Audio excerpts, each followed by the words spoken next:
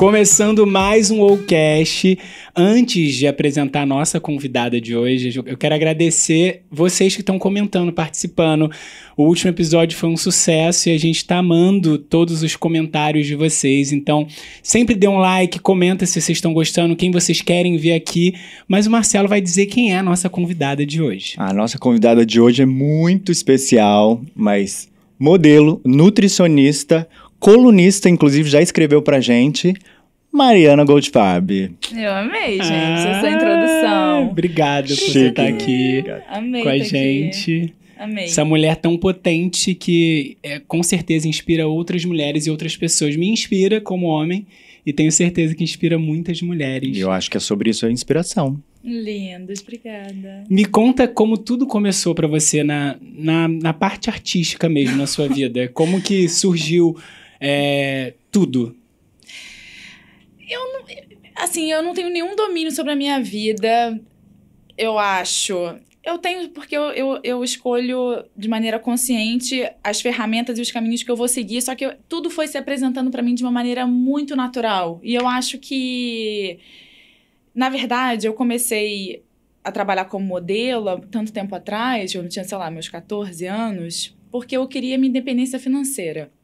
Eu não venho de uma família...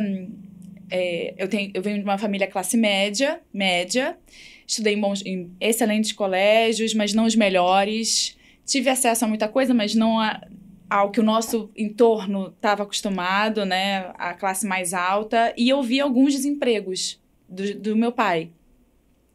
E isso me fez virar uma chave, desde muito nova, de que eu nunca ia depender de absolutamente ninguém. Então, eu comecei a trabalhar, até antes de trabalhar como modelo, eu já trabalhava a minha família tem um negócio, eu trabalhava nas férias, eu já distribuí muito currículo em loja para trabalhar no Natal. E aí, a minha mãe falou assim, minha filha, então vou te ajudar, então a gente vai procurar uma agência porque você é muito bonita. E você vai trabalhar como modelo, então, já que você quer tanto trabalhar. E eu odiava aquilo. Sério? Mas assim... Muito, porque eu sempre fui muito moleca e eu odeio regras, nada contra a lei, não é isso que eu tô falando, mas eu odeio, você tem que, fora ninguém tem que nada. E eu acho que trabalhando como modelo aos 14 anos, quando você não tem maturidade para saber discernir, né, para saber dizer não, para saber impor limites, eu acho que eu fui muito invadida e ao mesmo tempo eu era só um cabide, e é a profissão. Mas eu não via muita graça naquilo. E eu gosto de me divertir também trabalhando. A gente descobre mais tarde que isso é possível, né? E aí eu fui trabalhar como modelo e aí as coisas foram aparecendo muito na televisão. Porque você já era uma pessoa comunicativa e não só um cabide, né? Eu acho que eu pegava muitos trabalhos, inclusive, por causa disso. Por causa da minha personalidade, mais do que pelo meu externo. E eu também demorei muito tempo para entender isso. Mas você acha que agora, dentro do mercado de modelo, porque você continua trabalhando como modelo, você é usada ainda como um cabide, como um produto, e também na televisão. Você acha que o perfil dos testes, das coisas que antes eram muito... não eram nem discretas, eram mais descaradas. Você acha que mudou de certa forma? Eu acho que sim. E eu acho que tá mudando, tem que mudar muito ainda. Estamos no caminho, mas pelo menos a gente, né... Hoje tá todo mundo meio consciente, né? Mas assim, eu acho que... Eu não sei se é porque as pessoas estão entendendo ou se é porque as pessoas estão com medo. Mas também não me importa. O que importa é que isso não aconteça mais da maneira como acontecia há tanto tempo atrás, que nem eu tô falando com vocês, tem o quê? 15 anos?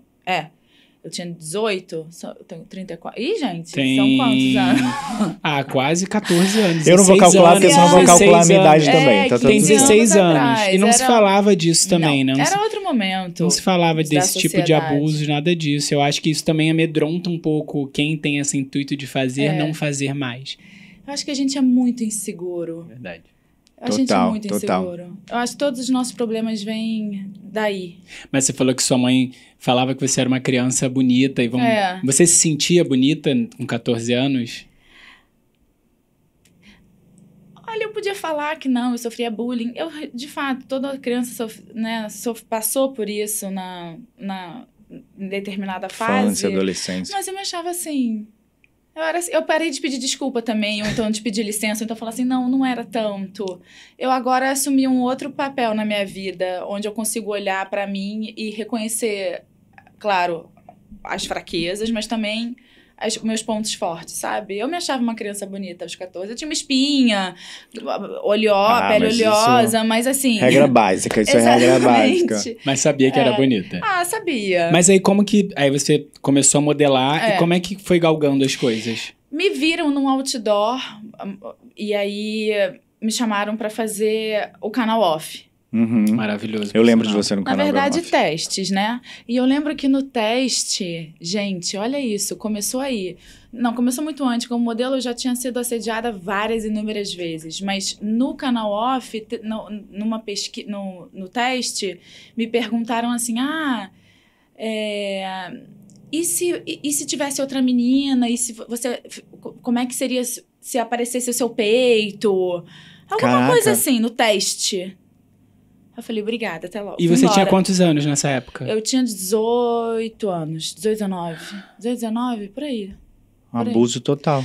Mas eu fui embora e liguei pra minha mãe. Falei, mãe, que absurdo, não sei o que. Aquilo me deixou... E aí eu entendi depois que aquilo fazia parte do teste deles, pra ver como é que você se sai, né? Mas assim... Até porque era uma surfista, você tava levando pra um lugar, mas talvez não fosse esse. Talvez fosse pra maldade mesmo, né? Pra mim, agora, é tudo, né? Fica mais claro pra você hoje. Mas, assim, ele me ligou logo depois que eu fui embora pra dizer que eu tinha pego que eu tinha pego o lugar, né? A vaga. E aí eu falei, cara, tipo, o que eu faço agora? Mas eu falei, eu vou. Porque eu vou. Eu tava fazendo direito nessa época. Né? Mesmo tendo esse receio. E aí, a menina que coubesse em cada... Eles estavam testando para várias coisas. Entendi. E aí, acabou que, pronto, eu fui direcionada pro off. E foi a melhor fase da minha vida. Com todos os percalços e todas as coisas que aconteceram durante o Era um reality show quase, né? Era apresentar as ilhas mais paradisíacas do mundo. Nossa, que trabalho. Nossa, que difícil, gente. Não, mas olha só. Eu sei, nem tudo são flores. A gente tá falando de televisão. A gente tá falando de duas meninas que... A gente tá falando de um diretor muito mais velho, um homem, de uma equipe super pequena. A gente tá falando de... Outra década, de competição. A gente tá falando de muitas coisas por trás também do programa de as Ilhas Paradisíacas. Claro que eram ilhas paradisíacas, mas eu aprendi também que se a gente não tiver saúde mental, sanidade, não adianta a gente estar no lugar mais bonito do mundo que você não vai conseguir aproveitar daqui. Mas nessa época você já não tinha essa saúde mental? Não, imagina. Já tava... Super, porque era meu primeiro programa de televisão. A minha parceira na época, hoje em dia a gente tá tudo bem, mas a minha parceira na época não foi uma parceira legal e ela já trabalhava no off. Esse acolhimento não rolou. Então eu me senti super mal, engordei 12 quilos na primeira temporada. Caraca, de ansiedade. E eu trabalhava como modelo aqui, então eu voltei muito acima do peso. Foi muito delicado pra mim, muito longe dos meus pais. Eu nunca tinha ficado tanto tempo longe da minha família.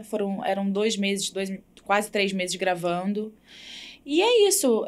Você descontava na comida. Era pasta de amendoim. Até hoje. Você pegou pavor da pasta de amendoim. Se você gosta de pasta de amendoim, comenta. Eu amo pasta de amendoim. E era aquilo, era o doce. Imagina a gente muito longe, sem acesso a nada. Não tinha nem ligar. A gente porque podia não tinha, igual hoje em dia, se falar a hora que você quiser com a pessoa, fazer FaceTime, e essas a gente coisas. ia pra lugares muito ermos. Era pra mostrar realmente lugares... Não tinha nem comunicação, né? Tinha lugar que não tinha nome. Era latitude e longitude. Você faria tudo de novo? Faria. Já tá feito, né? Mas eu faria. Mas eu quero entender assim, você... Quando você começou a fazer o programa no off, você se sentiu pertencendo àquilo? A comunicação, a câmera? Não? Você aprendeu a fazer? Eu aprendi. Mas aí você foi se encontrando ali? Demorou. Mas tudo bem também. Tanto é que quando veio o convite pra fazer a segunda temporada, eu falei, ai meu Deus do céu. Mas eu tinha que ter minha independência financeira. Então seu foco era esse, né? O meu foco sempre era... E eu nunca... O dinheiro, ele entrava direto para uma conta. Eu nem tinha acesso.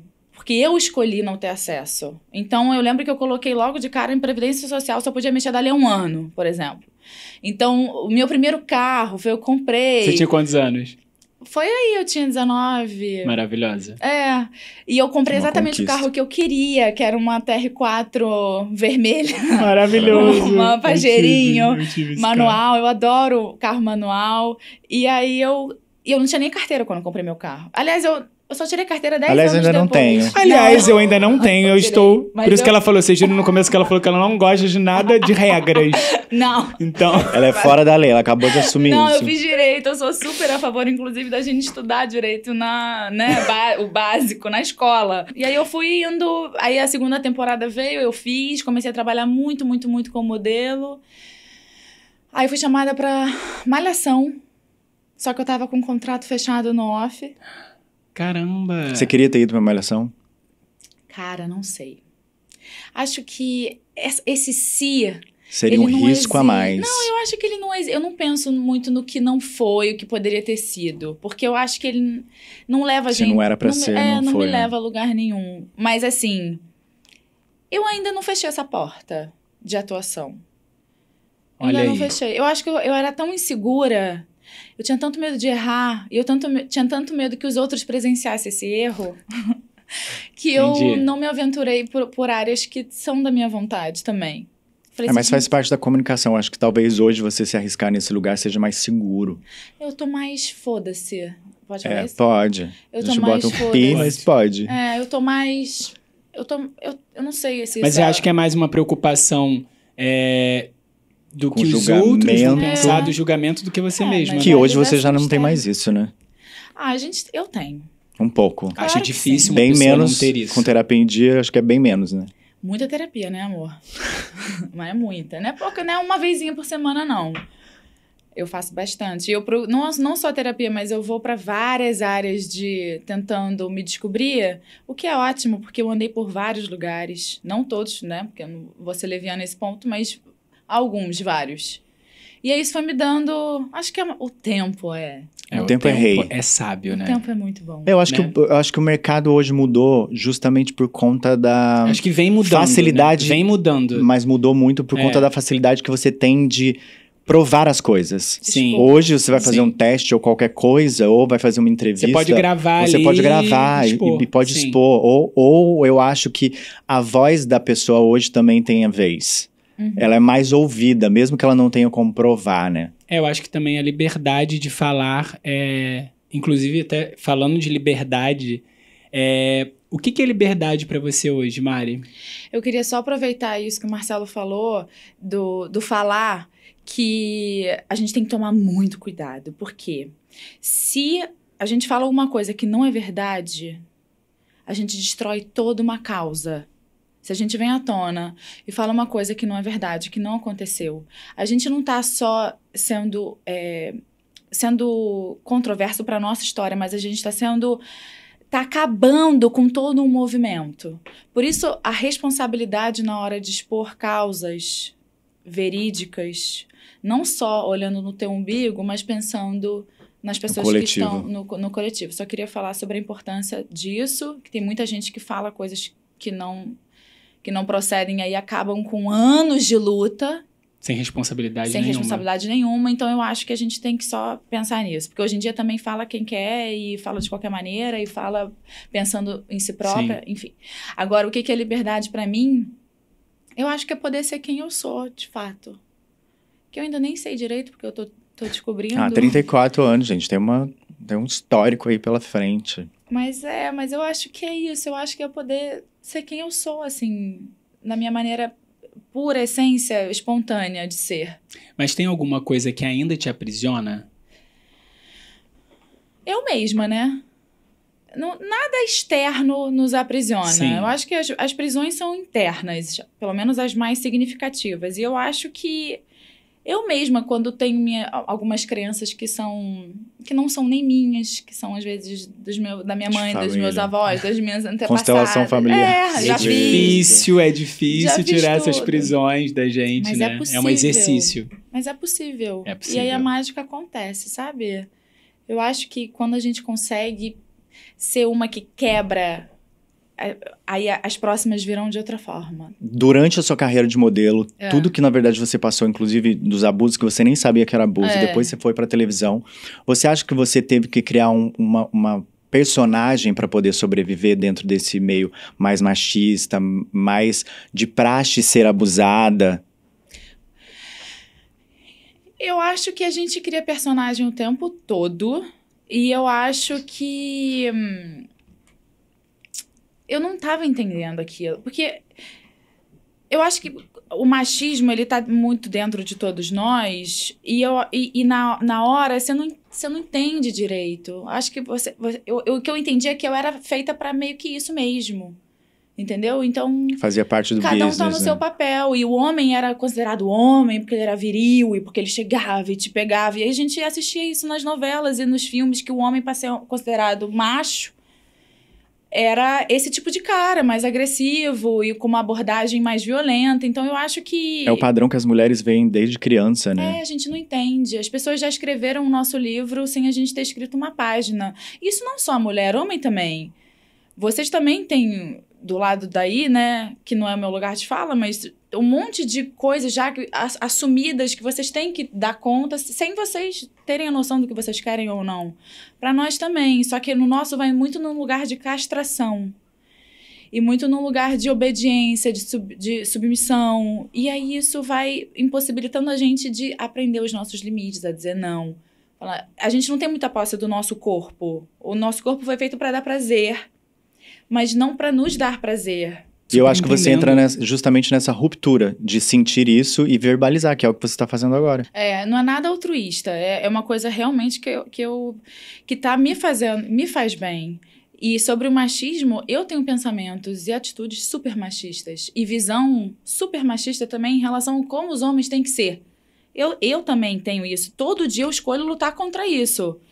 Seja nas minhas relações, seja nas afetivas, nas de amizade, nas de trabalho. Nas suas redes sociais, né? Mas não é fácil. Não é. É uma coisa que a gente tem que estar sempre vigilante. Porque a gente, mulher, também espera coisas de vocês, homens. Assim como vocês, homens, também esperam comportamentos de nós, mulheres. E aí o que cabe a gente, pra gente ter um encontro mais rico, é justamente a gente ir enxergando as pessoas antes do É a troca sobre isso de forma saudável, né? Total. Se você pudesse apresentar pro mundo sem dizer o que você faz... O quê? Amaria me apresentar. Eu não consigo me apresentar pra muita gente. Você tem essa dificuldade de...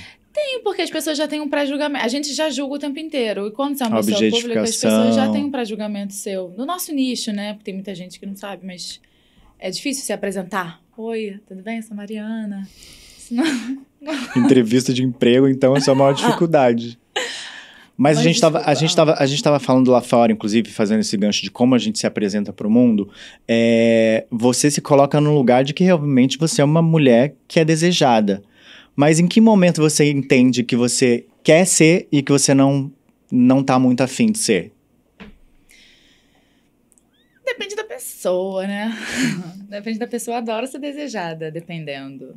Às vezes, quando a gente tá num dia mais xoxo, sei lá, receber também eleva, né? Um pouco ali a autoestima. É passageiro, dura segundos, mas...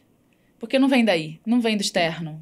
Essa busca pela validação. E eu ainda falei na minha análise, eu falei assim, caraca, eu devo ter muito problema, né? Porque eu preciso da validação externa, porque eu sou uma pessoa que virou uma pessoa pública, né? E eu acho que todo mundo que trabalha com isso e que é público tem uma falta muito grande.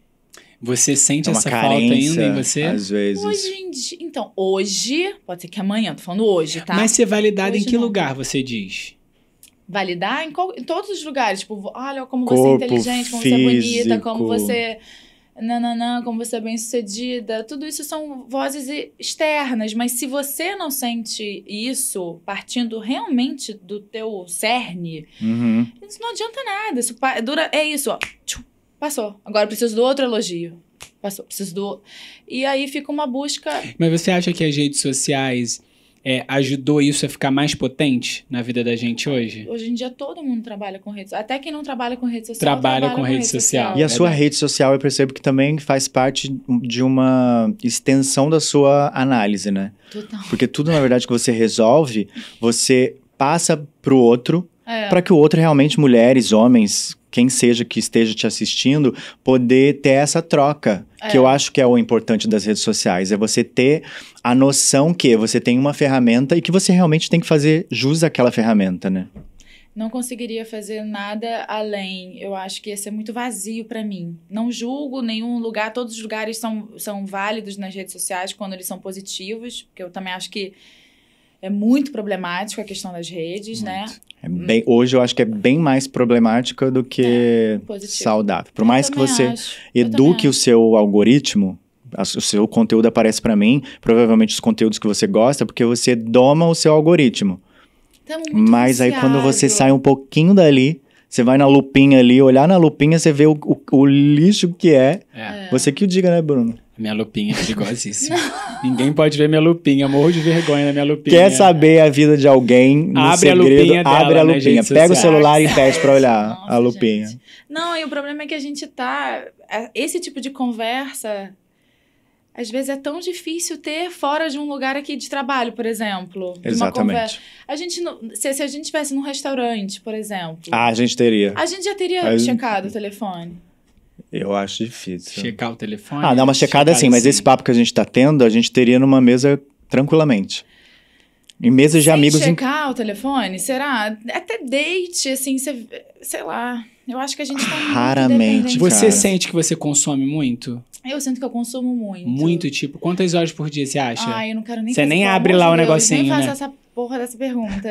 Eu não quero nem saber responder isso. Eu não sei quantas horas, mas eu acho que são muitas horas. E aí, isso também eu reparei. Não sei se vocês repararam, mas a hora antes, pra mim, 1 hora. Eu falava assim, nossa, 1 hora é muito muita tempo. coisa, não é? Hoje em dia, não 1 hora... Eu boto o temporizador no meu, ele dá 1 hora, eu vou ignorar e continuo. Quando eu vejo, a gente tipo, tem o 5 mesmo horas. tempo que a gente tinha antigamente. Não, Só que ao mesmo tempo a gente tem muito estímulo. Então esse estímulo faz a hora ficar muito mais rápido. Mas ela tá falando que 1 hora parecia maior na rede social, não é isso que quer dizer? No tempo no celular. 1 hora na vida. Tá, 1 hora na vida. 1 hora, agora eu acho 1 hora. Ainda mais pra você que ia pra lugares que não tinham comunicação, 1 hora, um dia, pareciam 3 meses. Nossa, Só que olha a quantidade de coisas que você conhecia. Ai, que saudade. Que não dá pra conhecer digitalmente rolando 1 hora, tela, com certeza, sem celular, o tempo ele fica muito maior. Eu tô É. fazendo o exercício de ficar comendo celular. Tem uma coisa que tira muito a gente do presente também. A gente fica sempre nesse... Acho que as redes sociais fizeram e fazem isso com a gente, o celular. E tem uma questão também de felicidade, né? A gente fica sempre olhando a vida do outro. A grama do vizinho é sempre mais verde que a nossa. A gente sempre acha que a felicidade da gente vai chegar quando a gente conquistar algo, quando a gente chegar em algum lugar. Você sente que pra você consegue ser feliz hoje ou você tem essa ansiedade de eu vou ser feliz quando eu vou ser feliz? Você consegue ser feliz hoje? Eu acho que ser feliz desse jeito não existe em nenhum momento de vida, nunca. Eu acho que a gente tem que ter tantos momentos bons quanto momentos ruins. Os dois tem que ser... Não é nenhum maior que o outro, não. Eu acho que tem que ser igual. E eu acho que a vida acontece nesse meio. E como você lida com esses temas, né? Como você lida com esse high e como é que você lida com o low. Porque... E o equilíbrio, que pode parecer a coisa mais fácil, né? Pra mim é mais difícil. É a mais difícil encontrar esse equilíbrio na minha vida em tudo que eu faço. Sabe? No trabalho, hora de lazer. Às vezes eu tô triste. E eu aprendi isso também. Eu achava que eu não podia ficar triste. Ai, que menina bonita aqui, tem tudo. Como que ela tá triste? Ela tem trabalho, ela tem... crime, né? Reclamar. É um crime, ela tá muito triste. louco Mas isso. eu aprendi também que eu posso ficar triste. E tudo bem. E honrar a minha tristeza. E não fugir dela. Eu passei por momentos muito, muito difíceis, de muita escuridão. E não recorri a nenhuma alopatia, porque eu falava assim, beleza, então vamos sentar aqui, eu e você, minha tristeza. Eu falava sozinha. E vamos aqui se tomar resolver. um chá aqui, passar por isso. Vamos ficar sem dormir? Então vamos ficar sem dormir.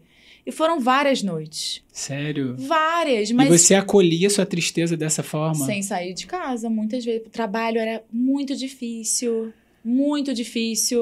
mas não tem jeito de passar pela vida.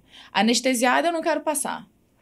E a gente busca essas anestesias, seja na comida, seja na bebida, seja nos remédios, sejam nas drogas.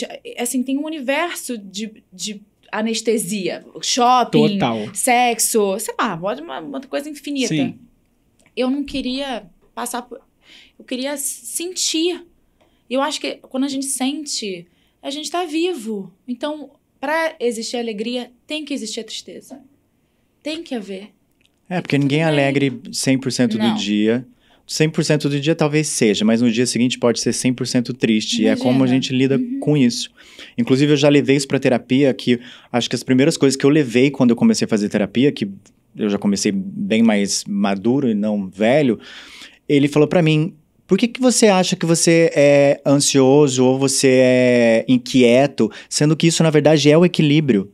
As pessoas fazem terapia pra ser calmo sempre, mas que graça tem você ser o tempo inteiro calmo, sendo que você não tem um pico de ansiedade. Não que a ansiedade seja uma coisa boa a maioria das vezes, mas eu acho que em alguns momentos ela faz parte do nosso dia, de como você reage à vida, de como você levanta, de como você trabalha, de como você impõe, inclusive, o seu pensamento no outro, né? Você não é um robô, né? A gente, ainda bem. Ainda bem que a gente não é um robô. A gente não é um robô. Quase. Daqui a pouco a gente já virou um chat GPT e nem percebeu, cara.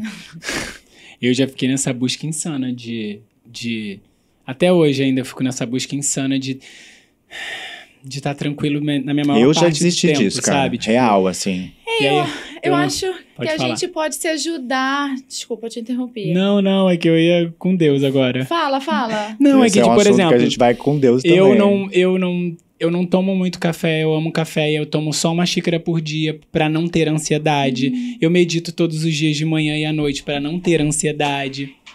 E eu comecei a perceber que há pouco tempo isso, que todas essas ferramentas que eu buscava puro, né? me dava mais ansiedade. Porque é um controle, É um uma controle. falsa sensação de controle. Mas ele é controlador. Eu levo isso pra terapia. Te cutucou. Ele quer fazer terapia de casal aqui. Não. Mas hoje eu entendi que, assim, não ter controle faz eu ser muito mais relaxado do que ter controle. Porque o controle é um falso controle. Mas querer não ter controle também é uma forma de controlar. Você acessa esse lugar? Tá, enfim. Eu não sou o convidado do Ocast, tá? Não sou. Não, mas agora eu acho que a gente pode introduzir coisas na nossa rotina que ajudam. O que você faz que ajuda? Exercício Fala pra físico, galera de casa. Quais dicas que você dá? Atividade física. Não, eu queria saber da sua dieta da medicina verde. Primeiro ela vai falar o que ela... Calma. Eu pedi que ela dê uma dica pra galera. Ajuda. O ciclo circadiano, não dormir muito tarde, acordar cedo. Amanhã, pra mim... Você é mais do dia. Eu sou um total do Você dia. acorda que hora, geralmente? Não acordo em horário 11h30. insalubre, não. Não, acordo umas 7h30, 7. Boa. E eu gosto de fazer atividade física de manhã, gosto de fazer yoga de manhã, gosto de fazer meditação de manhã. Isso não é balela, não. Às vezes passear com a minha cachorra, dar uma caminhada. É uma excelente meditação, dar uma caminhada. Presente, né? Não aqui. Sim. Não, dar uma caminhada, olhar à sua volta, perceber o tempo. Eu acho que tá atenta assim, me faz muito bem. Conseguir estar presente é uma dádiva. É um presente estar no presente, né? Então, eu acho que atividade física, sono, vou falar uma coisa que pra mim funciona, tá? Sono, análise. Você faz há quantos anos análise? Eu comecei a fazer hard mesmo há 3, 4 anos. Fazer psicanálise mesmo. Antes eu fazia mais terapia corporal. Uhum. Agora TCC, né? Que fala? TCC, terapia cognitiva comportamental. E aí depois eu fui fazer psicanálise. A psicanálise pra mim funciona melhor. Boas relações de amizade ajudam muito. Nosso ciclo adoece se a gente escolher mal. Não vai adiantar fazer porque relacionamentos não vai adiantar nada. Nem tarja preta. Escolheu mal a pessoa que tá ali, as pessoas que as estão ali. As amizades, o trabalho, todos tá lascado. eles. Então, acho que parcimônia na hora de escolher as pessoas que estão à sua volta, pra quem você liga pra pedir conselho, ajuda também. Isso impacta muito. Quem é seu contato de emergência? Minha irmã. Sempre foi? Cara, sempre foi. Eu vi algumas entrevistas suas, obviamente, te estudando e também de coisas que eu já vi que você fala. Você tem um lugar muito nela de ter esse... Segurança. Essa zona de conforto, né? Ela é o bote salva-vida, minha irmã. Ela é mais nova? Ela é mais nova. Maravilhoso. Olha. Ela é mais nova. Mas a minha irmã já, assim... Eu não consigo encontrar muito como traduzir para o português o que ela representa e representou em momentos alma muito gêmea, pode ser também. Eu acho que sim, uma coisa muito forte, assim. Pode ser também. E uma coisa que eu queria falar com você, que as pessoas têm curiosidade, porque elas acham que é uma coisa muito inacessível, é a medicina ayurvédica.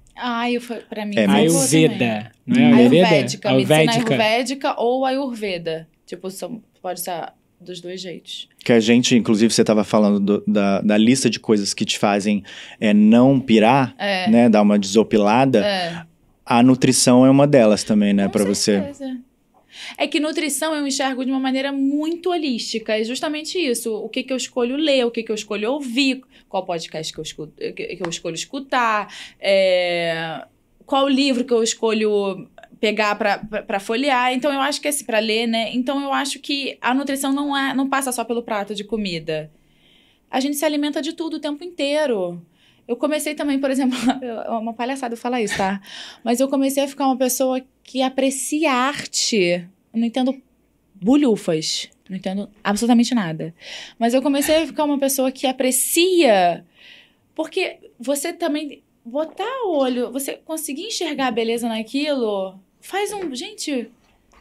É intuitivo, você não precisa... Você alimenta a alma, né? Você não precisa saber de arte para sentir ela. Então, mas essa questão com a nutrição veio... Você teve... Da anorexia. E aí, você buscou o estudo da nutrição meio que para se salvar ali, uma ferramenta para auto se aplicar, né? Hoje eu enxergo que eu devia ter feito psicologia, né? Não nutrição. Porque, inclusive, tem muita nutricionista que precisa de ajuda psicológica. Total. Porque ela, inclusive, umas que eu tive, assim, me deixaram mais doente que eu já tava. Sério? Porque, imagina, você vira uma vitrine pro trabalho alheio. Se você tá muito magra, que é o que a sociedade acha bonito e quer... Tem essa camada, né? Por você ser uma pessoa conhecida, Exatamente. Você virar a vitrine de um padrão, né? Exatamente. E aí a pessoa quer você daquele jeito mesmo. A médica, em teoria, né? Porque não é. Medicina devia ser outra coisa. Então, eu acho que tem que tomar muito cuidado, inclusive, com os profissionais que a gente escolhe. Em todas as áreas. O profissional da tua saúde, que cuida do teu dinheiro... Tipo, tudo, teu dentista, teu ginecologista, tudo é saúde, né? Tudo é saúde, exatamente. Então, a medicina ayurvédica veio como mais uma ferramenta de cura. Porque tem preceitos que são muito parecidos com o que eu já acreditava, mas não sabia nomear. Que é prestar atenção na natureza, prestar atenção no ciclo circadiano, prestar atenção em como está se sentindo no tempo, observar. E trabalhar com a teoria dos opostos, né? Então, eu amo. E isso isso fez milagre na minha vida. Mas o que eu queria entender ainda do processo da anorexia, que é uma coisa muito séria, inclusive, obviamente que tem muita gente que tá assistindo a gente que passa por isso.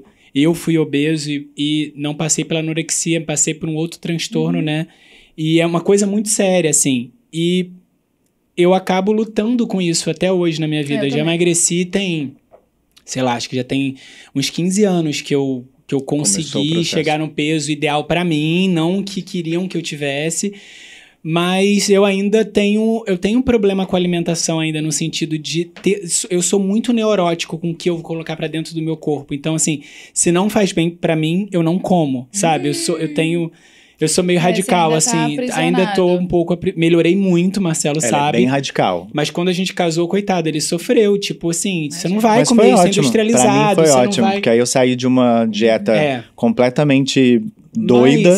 Mas assim, o que eu queria entender e virei uma pessoa saudável, graças a ele. O que eu queria entender de você é... Eu ainda luto com os meus hábitos anteriores, de não querer... Eu tenho medo de engordar, então o meu medo de engordar, mesmo sabendo que isso não vai acontecer, e se acontecer tá tudo bem, eu luto ainda com isso. Eu queria entender de você, que foi o oposto de mim, né, na anorexia, de não comer, se você ainda luta com isso. Se você ainda tem medo disso voltar para sua vida, se você vigia isso na sua vida. Então, eu não sei se é o oposto, é a mesma coisa. É a mesma coisa, são extremos, mas não são opostos. Porque E também a nutrição não é a base disso. A base disso é realmente você se conhecer, você fazer, né, psicólogo. O medo o que a gente tá falando, que eu tinha, que você tem, e eu tenho também, é o controle. De novo, tudo passa pelo controle. Então, não vou comer isso aqui porque eu vou estar no controle. Se eu comer isso aqui, eu vou perder o controle, porque isso aqui vai me engordar. Era o que eu tinha, às vezes, de comer um brócolis. Eu só comia proteína, por exemplo. Eu só comia proteína. Só proteína. Não comia nenhum carboidrato, nem os não refinados, porque eu tinha medo de que qualquer coisa fosse me engordar. Qualquer. Parecido mesmo. E aí, eu tive também, junto disso, é muito comum, né? Eu tive uma bulimia, anorexia alcoólica. Então, eu também, pra tapar aquele buraco que a anorexia tava...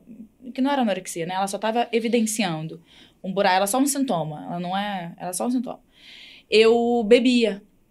E como eu não comia nada, se eu tomasse, sei lá, 2 taças de vinho, eu já tava bêbada, pra lá de né? Marrakech. Porque, imagina, você não come nada, você bota álcool pra dentro do seu organismo, essa conta não vai dar bom.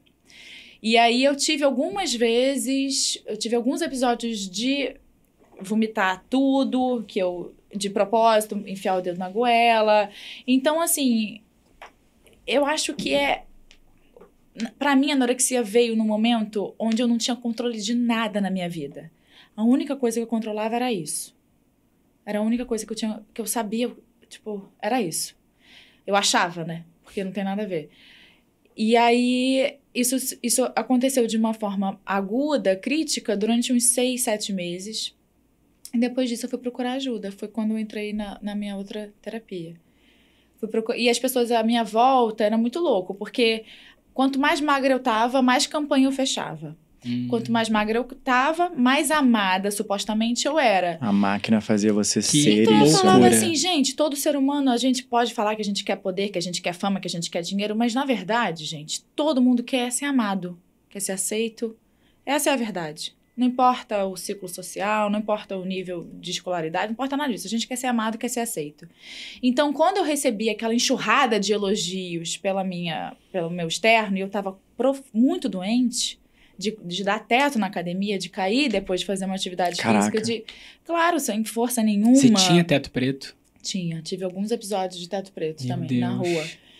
É um perigo, mas ao mesmo tempo, nossa, como você é linda, nossa, como você é maravilhosa, nossa, eu quero ter seu corpo. E ao mesmo tempo, olha o tamanho da irresponsabilidade, sendo uma pessoa que tem uma visibilidade, mesmo se não fosse, tivesse uma pessoa me seguindo, eu tá passando esse tipo de coisa que não é nem um pouco saudável, um corpo que não é saudável, por aí, sabe? Então, eu era muito... Não tinha essa consciência, obviamente, mas quem é público tem que ter. Tem que ter no que apoia, no que tá perto, na coisa que fala. Isso é uma coisa, a gente tem que estudar não só pra gente, mas também pros outros, porque a gente vai passar. E eu me vi nessa enrascada, assim. Depois de muito tempo que eu fui entender também mais ou menos o que tava acontecendo ali. Até hoje, de vez em quando, eu cuido, mas tá muito mais... Tipo assim, eu falo assim, eu quero comer um hambúrguer. Não. Mas eu posso comer. A gente tá falando de novo do equilíbrio. Sim. O equilíbrio não é nem um extremo, nem outro extremo. É a gente achar um meio do caminho, que é o que funciona. Mas pensando a longo prazo, ninguém aguenta comer aquilo, também comer só coisa muito saudável, extremamente saudável, que nem o que é saudável pra mim pode não ser pra vocês também. Então, um grão que é saudável pra mim, por exemplo, pode não ser pra você. E você pode estar consumindo aquilo e tá inflamando o seu corpo. Exatamente. Mas você comendo aquele hamburguinho, sei lá, aquilo não pode ser tão danoso pra você. Então, eu acho que conhecer o próprio corpo, se conhecer e encontrar esse equilíbrio pra ir até o fim da vida, sabe? Porque a comida também é prazer. É um ato social. Eu amo sair pra comer, tomar um vinho, tomar uma cerveja com as minhas amigas, com a minha família. É lindo. Várias cenas, assim, super importantes da minha vida foram numa mesa. Ou então, comendo ou bebendo, né? Não vou. Não posso comer. Não, a gente tem que também se permitir, sabe? É o equilíbrio. E em que momento, nesse histórico todo seu, que as pessoas diziam que você era uma mulher bonita, você se olhou no espelho e realmente se achou bonita, não pelo físico, mas pela paz de estar se sentindo bonita? Acho que hoje. Hoje. Pode ser que amanhã não, tá? Eu não tenho esse controle. Falando hoje, exatamente hoje. Hoje eu me olhei depois da minha yoga, eu falei assim, nossa, depois de ter feito yoga, eu falei, ai, tô bonita hoje. Mas foi a primeira coisa que eu falei quando eu te vi, quando você entrou. Que a sua energia é outra energia. De todas as vezes que eu te vi, é uma outra energia. É uma energia que realmente está me passando a sua beleza interior, que é mais a sua paz interna do que o externo, porque você é bonita e você sabe disso. Mesmo no off, sem hidratação no cabelo, sem proteção solar, enfim. Você hoje é uma pessoa bonita por dentro, assim.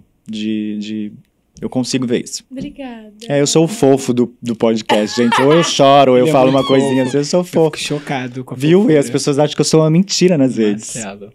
E como a gente tá falando da bebida, essa sua relação que você tem, da questão social, inclusive de ter momentos que do seu histórico mesmo, da mesa, de estar sentado ou bebendo ou comendo.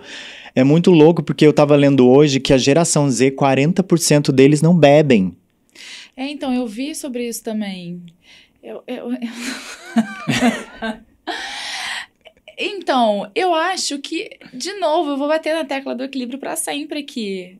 Eu acho que estando num ambiente, escolhendo com quem que você tá bebendo, minha família, no domingo, gosta de tomar uma taça de vinho. E eu acho que tá tudo bem. Tomar uma cerveja na praia, eu acho que tá tudo bem. Eu acho que, para mim, eu não tenho essa necessidade de cortar, não.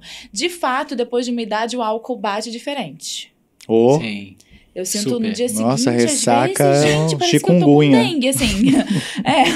É um coquetel, às vezes, sabe? Você tem que tomar pra... Então, não sei se isso faz bem. Às vezes é seu corpo rejeitando. Às vezes é pra você diminuir. É o consumo consciente, né? Tem que olhar. E a relação do álcool também é engraçado, até entrar nessa camada de geração Z, que ela tá muito relacionada ao estilo de vida que você tem. Sei que eu acho que geração Z, agora eu pensei nisso, eles não se encontram muito também, né? É tudo muito virtual. E eles não são da noite, a maioria não é Então, de eu acho sair, que- de boate. Se você bebe socialmente, você não encontra socialmente. Se você não encontra, Não. se você fica no telefone, Sim, pode sim. ser que realmente não eles também estão transando menos, que eu vi. Eles não transam, na verdade. Então eu acho que talvez seja Eles porque não transam, eles se beijam mais. Eles beijam mais do que transam. Gente, eles beijar não é Porque coisa transar dá melhor. preguiça. Ah, para. Quem Não, falou pra isso? eles. Ah. Pra eles, não pra mim. Pra eles. Pra mim, talvez. 11 anos de casado, eu já tô com... Mas... Não, mas pra geração Z, eles preferem beijar na boca do que transar, sabia? Eu gosto de beijar na boca também. Às vezes é até melhor. É porque aí que dependendo. começa tudo, né? É. Começa tudo no sabor. Por isso que a gente tá falando de bebida, de comida. E aí o sexo é a sobremesa. Então você começa pela boca saboreando. Eu acho que eles são mais assépticos, sabe? Eu acho que eles estão numa adaptação de tudo que era um padrão também criado pela sociedade. Tipo, beber é muito legal. Não, mas beber é legal quando você quer beber. Você já Sim. fumou ou não? Não. Pra não dizer que não, tabaquinho. Olha, eu boto no diminutivo pra não Pra, ser tão tipo, ruim. amenizar um Um tabaquinho. Mas é uma merda. Uma fumacinha Mas boba o pra dentro. tabaco, cara, quando eu tava gravando off na Croácia, era... Nossa, eu achava que eu era assim. Máximo Achava fumar que um era, tabaco. sei lá, tava desbravando o mundo e... Adolescente é meio besta, né? Garotona. Adolescente não, eu já era uma jovem adulta, mas eu tava numa, sei lá, não sei. Mas muito raro. Muito raro. E se você tá gostando desse papo, não deixa de se inscrever, porque é importante pra gente. Eu queria falar uma coisa que eu fiquei com Sempre. vontade de falar. Que eu acho que a gente, quando vocês se propõem a fazer essa roda de conversa, que é muito positiva, né? Levando informação, eu também queria dizer que na sociedade que a gente tá, uma das grandes dificuldades que eu tenho enquanto comunicadora de maneira empírica de assuntos que são considerados tabu ainda, né? Que muita gente não quer ver, não quer enxergar, que a gente estava conversando. As mulheres são, tipo, a minha pedra filosofal. São as que me dão mais força e são as que mais me enfraquecem. E enfraquecem várias causas que, inclusive, beneficiam as próprias. Então, acho que isso é importante a gente falar, porque Quando um homem fala alguma besteira, me descredibiliza, por exemplo, eu até aceito. Falo assim, é um homem, tudo bem. Agora posso estar sendo super preconceituosa, tá? Mas quando uma mulher me descredibiliza, aquilo toca num outro lugar. E aí, não que não magoe quando o homem faz isso, mas eu acho que a proporção é diferente. Porque eu falo assim, mana, como que você não tá entendendo? Como é pra você, é por você também. Então eu acho que tem muita competição no universo feminino e eu não vejo problema na competição quando existe cooperação. Eu sinto que falta muita escuta, muita cooperação entre mulheres. De empatia mesmo e de ver que é um lugar comum. E é uma coisa só que eu queria dizer aqui. E eu acho que assusta muitos homens também. É muito difícil pra mim, por exemplo, me relacionar. A gente tava brincando, negócio solteiro e tudo mais, mas assim, é muito difícil, porque eu acho também que muitos homens têm medo, não sabem lidar. Da sua voz, né? Do lugar de consciência que você adquiriu, vivendo com os homens, inclusive. Eu acho que assusta. Sabe? Eu posso estar falando besteira também. Mas eu acho eu acho que tem esse lugar, sim. Mas eu acho também importante a gente falar que, assim, independência... São várias as independências na vida de uma mulher quando ela é financeiramente independente. Eu acho que a gente precisa falar sobre também a mulher no mercado de trabalho. E ela se colocar num lugar também digno do trabalho. Eu tava vendo, não sei se vocês viram, gente, que agora tá na moda o negócio de trophy wife. Mulher troféu. Esposa troféu. E aí eu fui ver, eu não consumo muito outras mídias. Acho que vocês entenderam. E aí minha irmã falou, vai ver, porque tem muito conteúdo disso lá. Aí eu fui ver. E é uma coisa assim, que eu fico pensando, que desperdício. Tudo bem, se você quer ser uma trophy wife, se você quer ser uma mulher completamente bancada pelo marido. Não, e o nome já é absurdo. Não, mas é que, pensa só, pro cara querer que você seja a mulher troféu dele, tem um fator muito importante nisso, que é a juventude. Qual é o maior inimigo da juventude? O tempo. Todos nós passamos por isso. Então você vai ser uma trophy wife por um tempo. Depois disso, amor, você vai fazer o quê? Então Verdade. eu acho uma broken wife. Uma broken wife. Tô rindo, desculpa. Então eu acho que assim... pensem em alternativas, sabe? E qualquer talento e qualquer trabalho é válido. Não tem nenhum trabalho que seja melhor ou mais importante do que o outro. É a tua independência. É impossível sair de uma situação de vulnerabilidade se você não for independente. É mais difícil, não é impossível, não. Vou reformular. É muito mais difícil, claro que é possível. Mas é muito mais difícil sem ter um trabalho, porque o trabalho também edifica a gente. Então, falar sobre isso, eu também acho que é importante. Porque eu acho que as mulheres de antigamente, numa escala muito maior, elas deixavam o casamento ser tóxico e completamente inviável para ela fisicamente, psicologicamente, até espiritualmente, porque o homem bancava a casa. A partir do momento que ela pode sair de casa porque ela consegue pagar o aluguel dela, consegue pagar as contas, eu acho que esse jogo muda, né? Esse jogo vira. Não é fácil, continua não sendo fácil. É muito difícil, mas eu acho que você tem onde se apegar, sabe? É muito mais difícil você sair da sua casa e não ter para onde ir, e não ter um trabalho, e ter filhos, e ter... Eu fui agora a São Paulo a convite do Ministério Público e da Free Free, que é uma ONG que trabalha com... É um instituto que trabalha com mulheres em situação de vulnerabilidade. E eu conheci lá a Casa da Mulher Brasileira, que é uma casa onde, no mesmo lugar, tem ajuda psicológica, promotoria, delegacia, tudo, em um abrigo. O abrigo, gente, é o máximo, mas não cabe muita gente, você também não pode ficar lá para sempre. Então... O trabalho, seja o que for, ele te dá um... Sim. Se eu puder dar capacitação, falar uma coisa, né? Capacitação. O estudo, o conhecimento, a leitura, são as coisas que salvam nesse momento, sabe? Mas eu acho que o pulo do gato, o que transforma tudo, é entender o que em você acoplou aí. Quando você assume um protagonismo de entender o que as tuas partes se acoplaram nessa relação e trabalhar isso em você. O outro não importa, o outro é totalmente secundário. O outro é o outro. Quando você trabalhar em você, tudo também vai mudando, aí você não repete padrão, porque o mais comum que a gente vê é a repetição de padrão. Você sai de um relacionamento tóxico, você entra imediatamente em outro. Então, quebrar esse padrão, descobrindo as tuas próprias sombras, eu acho a sua necessidade de validação, a sua necessidade de aprovação, a sua submissão, a sua falta de fronteira, a sua falta de limite, a sua falta de amor próprio, a sua falta de... É só falta. Não, e a importância de uma coisa muito séria que você falou, da gente ter consciência das nossas sombras, que a gente nega. Claro. E talvez a gente só encontre o que é bom pra gente sabendo onde dói, onde é a sombra, né? Pra se relacionar com o outro. É, porque uma relação são dois. Não é que um é o bicho papão e você é Chapeuzinho Vermelho. Porque muitas vezes você pode ser o lobo mau, né? Não, é um encaixe de patologias, digamos assim. É como eu vejo, né? É um cubo mágico, né? Até as cores todas ficarem que não vai ficar.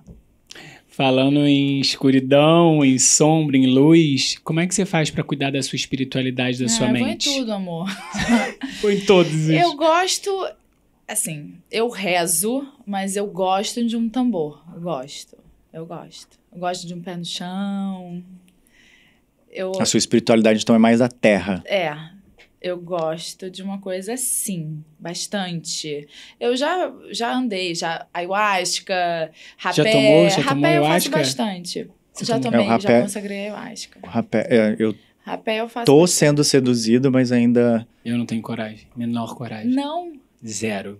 E eu já fui chamado várias vezes e ele falou pra mim não ir, porque se eu fosse, rapé? eu não ia olhar. Não, na ayahuasca. Eu falei pra ele que se ele for, ele pode ser que ele não volte. Pra mim foi super profundo, cara. Foi na Páscoa do ano passado. Então era muito recente Foi agora. do teu processo. Foi muito profundo? Foi muito. Tomei 2 doses. A primeira dose foi ótima. Veio minha avó, lembrei de cheiro da infância. Foi uma coisa, assim, muito poderosa. Foram com indígenas, assim... É o que eu quero fazer. Foi super forte. Lindo, na frente de uma fogueira, assim, à noite. Quando eu tomei a segunda dose... Na mesma noite? Juro, eu fui no inferno. É porque você toma em seguida, quase, né? Você pode não tomar, né? É tipo tomar um nívelzinho. Ai, eu quis quero tomar, só mas leve. eu não quis tomar, mas pessoas que estavam no bar falaram assim, ai, toma, eu, idiota, né? Falei, então tá bom, vou tomar mais uma. Mas eu tava bem com a primeira, não precisava ter tomado a segunda. A segunda foi demais pra mim. Eu já sou muito aberta, e aí me pegou, assim, eu fui... E aí tinha uma pessoa até do meu lado que falava assim, não esquece de respirar, não esquece de respirar. Porque eu lembro que eu entrei num estado tão sutil, sutil, uma coisa que eu... A primeira vez? Na segunda dose. E demorou muito tempo pra passar. Porque é um processo de 7, 8... Foi bem forte, foi muito forte. Mas você fez várias vezes ou você fez uma, fiz uma e não quis mais fazer? Até quero fazer de novo, mas por enquanto, não. E você porque falam que quando você faz a primeira vez, você tem que resolver do que aparece pra você naquele dia. A segunda provavelmente vai ser outra experiência. Ai, isso Aí você vai tomar só uma. Não, isso eu não sei. A segunda não vem. Isso eu não sei. Eu sei que, assim, eu gosto bastante de transitar, de andar.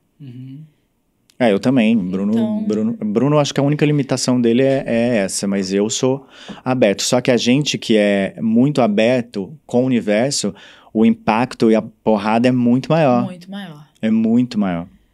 Mas você lida... E como que você lida com seus medos? Você acha que a fé te ajuda nisso? Eu tinha medo... Eu me mudei... Tem 1 ano e meio, né? Eu tinha medo de morar sozinha. Tinha? Tinha. Eu trancava a casa várias vezes e ficava assim... Mas é um medo que é explicável. Mas a fé... Cara, não. O que me ajuda mesmo é Gente, tudo parte do quanto você se conhece. Pra mim é isso. É, o A fé, autoconhecimento. claro que a fé ajuda, mas a fé também tá atrelada ao quanto que a gente acredita na gente. Como é que a gente vai acreditar numa coisa maior se a gente não acredita na gente de maneira genuína? Tudo vira espelho, sabe? Você demorou pra acreditar em você? Acabei de acontecer hoje de manhã. Tô brincando.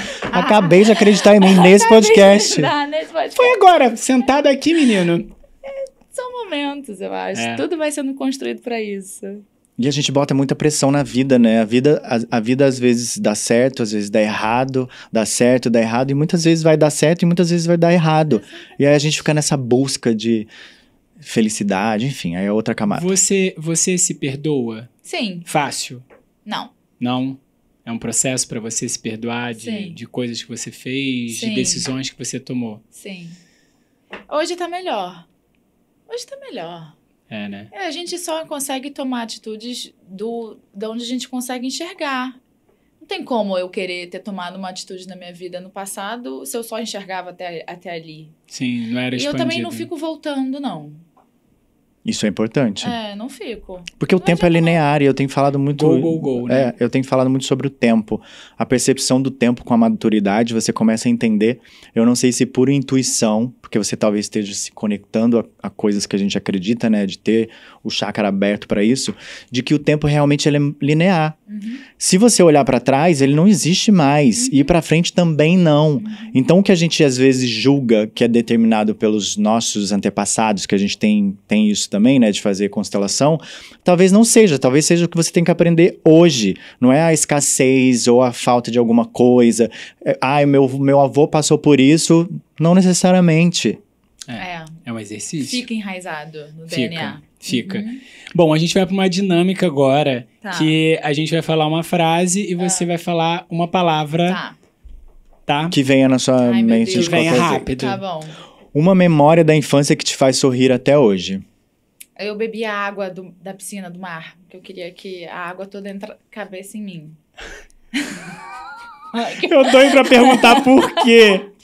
Porque eu queria aquela imensidão. Eu fiquei imaginando. Eu queria poder beber tudo. Eu queria que o mar Gente, todo fosse dentro de mim. Sério? Minha mãe falava, fecha a boca, pelo amor de Deus. Você deve ser filha de Gente. Iemanjá, então. Um cheiro que te faz voltar engraçado. pra casa.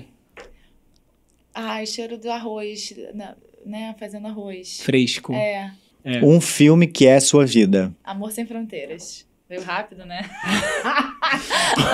Uma frase que te salva. Seja a mudança que você quer ver no mundo. Um lugar onde você gostaria de desaparecer por uns dias. Japão.